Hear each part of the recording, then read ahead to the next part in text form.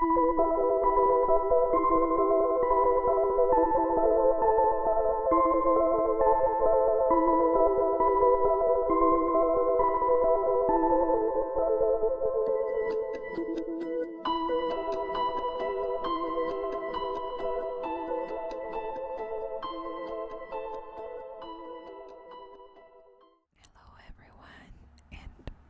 back to this second video on the series for Missed Over, where I am planning to share a new case or video every day in the month of October leading up to Halloween. Yesterday we talked about the real inspiration was a serial killer, and I should say, the Alfred Hitchcock's famous movie cycle. If you missed it, the playlist will be on the top of the screen, so you can click on it and start to watch this series. Today, I am going to talk about the scariest killers, which, by the way, are the ones that you least suspect. And they are called simply Irresistible. For this, I'm gonna give you a couple of examples. Actually, a few of them. One of them is very well known, which is Ted Bundy.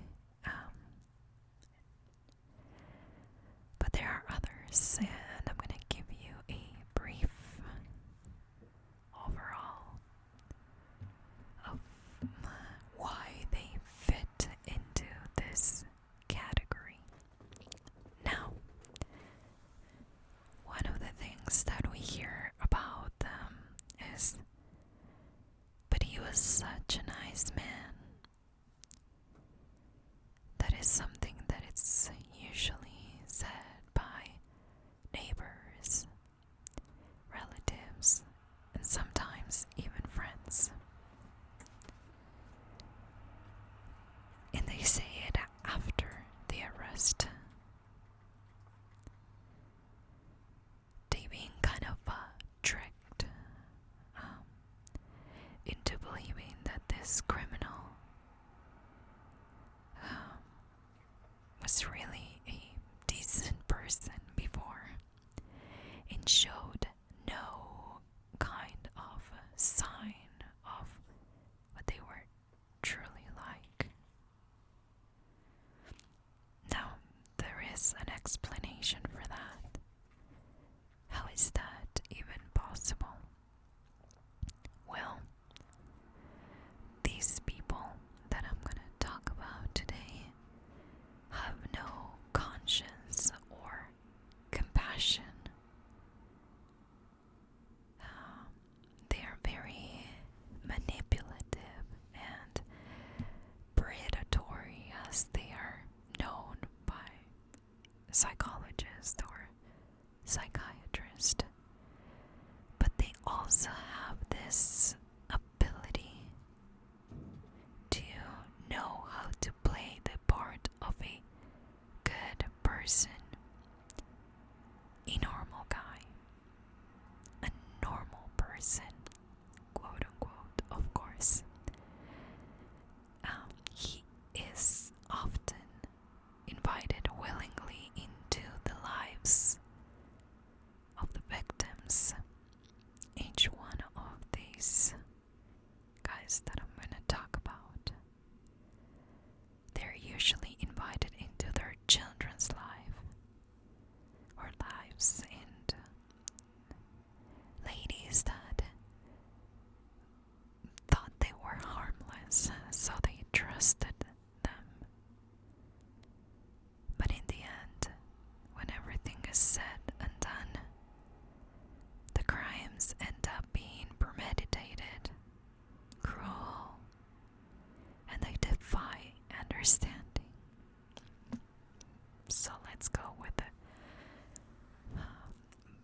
example, and that is Ted Bundy, the most famous American example of them all. He was described as irresistible, and in some cases as a quote-unquote irresistible psychopath, who, in case you didn't know, murdered 36 ladies in the 1970s, in different ages. The victims, of course. But why did he do it? According to the prison psychologist, Ted had a deep-seated fear of being humiliated by women. He felt that he was wronged by his mother, who bore him out of wedlock and pretended for years that she was his older sister. Ted exhibited an early taste for revenge at the University of Washington, where he would then dump a girlfriend who had broken up with him. An event that has been described as pivotal in his psychological development. Yet, he fit in seamlessly on campus. He was a psychology major, a high achiever, a snappy dresser, and an emerging leader.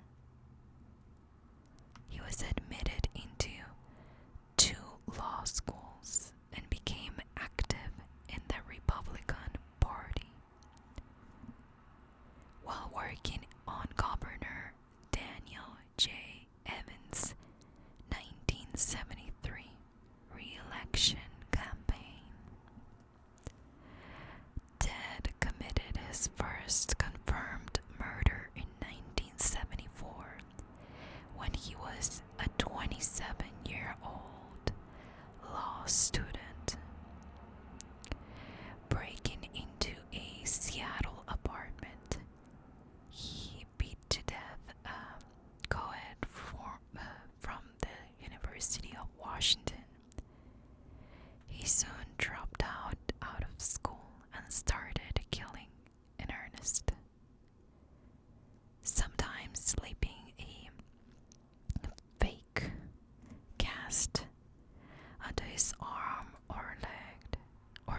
He tricked female college student into helping him with his books or packages. Sometimes he even posed as a police officer or firefighter. He would kidnap and sexually assault his victims, then beat or strangle them to death.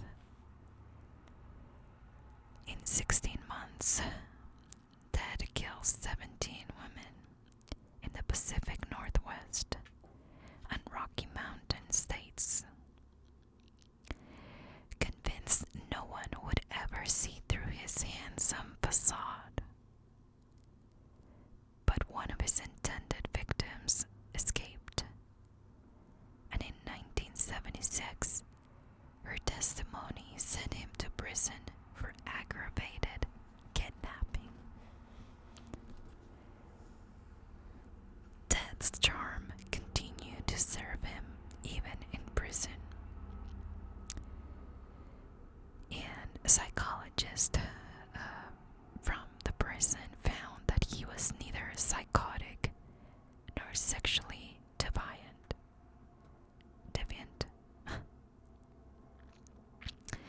Can't even read my notes. Prison staff relaxed their guard, and in 1977, facing trial for 1975 murder, Ted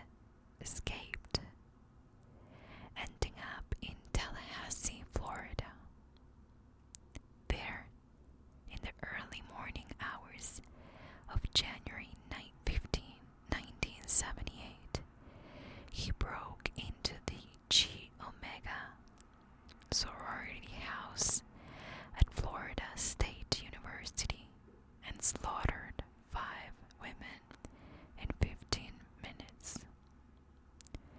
He was arrested on Valentine's Day, 5 days after killing 12-year-old Kimberly Leach, his last victim.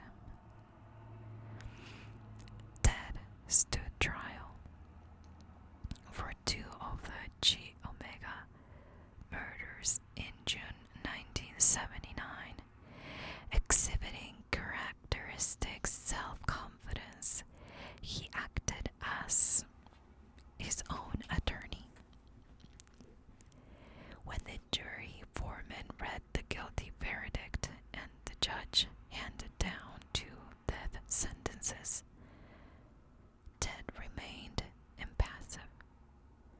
After receiving a 3rd death sentence for the murder of Leach, the last victim, he was executed on January 24, 1989. In the end, investigators suspect that he killed at least 100 women. Now, he is a prime example of this simply irresistible, scariest serial killers. Sadly, Ted is not the only one, though. Let me give you other examples in case you think that Ted Bundy was the one that fit this category. The dating game murderer. Now, this was a photographer with a violent past that ended up on TV. I'll tell you a story.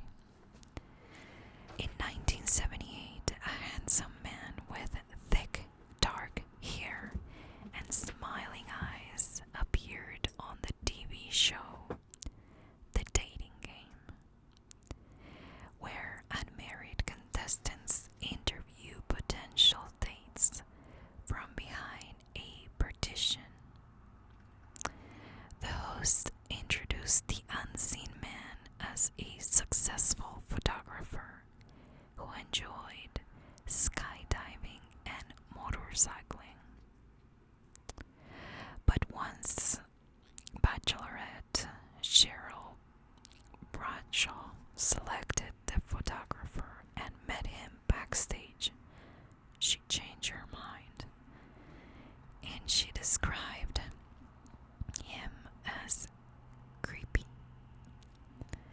In fact, just a few weeks earlier, Rodney, the photographer, had been released from prison for raping a 13-year-old girl after being rejected by the contestant Cheryl.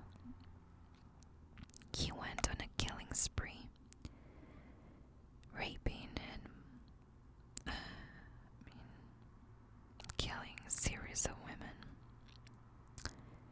In all, he was convicted for 7 murders, though it is suspected he committed many more. A 2010 LA Times profile of him, then 66 years old, described him as a brilliant, persuasive serial murderer in the mold of Ted Bundy, and a once dashing ladies' man with a near genius IQ of 135, a graduate of the UCLA School of Fine Arts. He had studied with director Roman Polanski. You remember Polanski, the husband of the Tate murders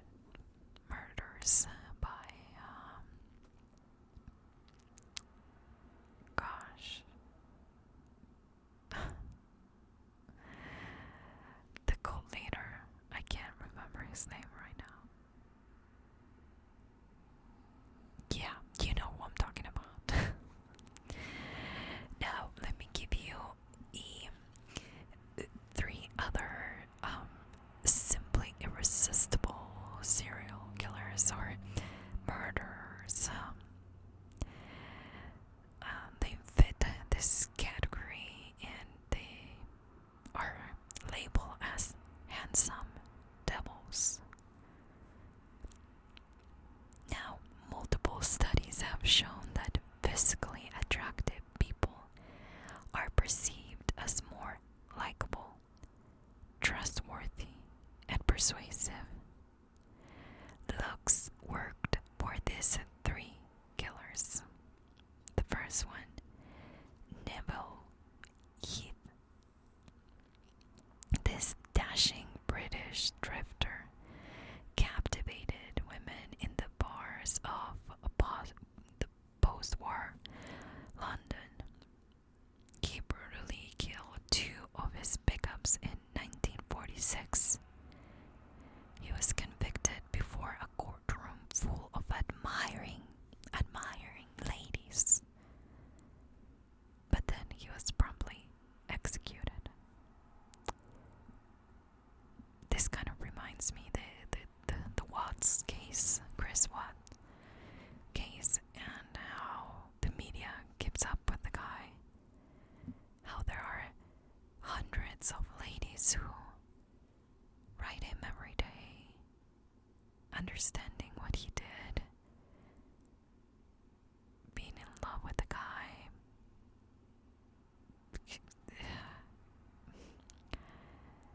Maybe Chris Watts is somewhere in this category, I don't know.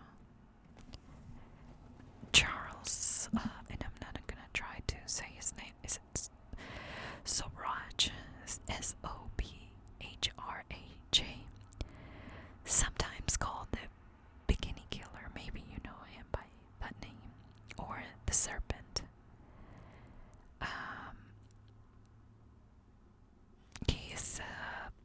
His origins are Indian and kind of Vietnamese mix, but he preyed on Western tourists in Asia in the 1970s. He was convicted of one killing and served a 7-year sentence. After he was released, he was subsequently sentenced to life for another murder. I mean, yeah.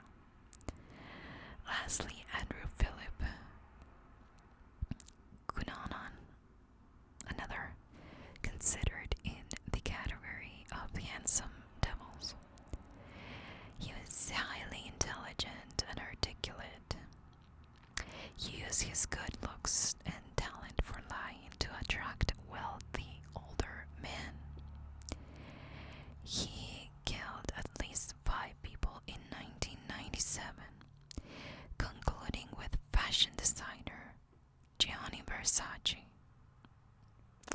A week later, he committed suicide. So, these are 4 examples of the simply irresistible category that some psychiatrists and psychologists have established as I hate to say it, but like a pattern in how they are perceived by people, in how they can trick people into believe that they are harmless, that they can get whatever they want because they're handsome, because they have an education, because they're successful, because whatever. But it's kind of interesting to see how, because of how you look like, and because of what you choose to study or do with your life, you know, there's kind of a different category for that people. It's very, very interesting to me to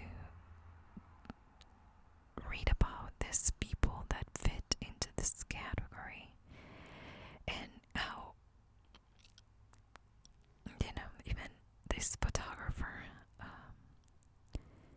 Rodney, how he was kind of, I don't know, inspired is the word, but in Ted Bundy, and how even today, Bundy's case, it's even creating its own category. I will cover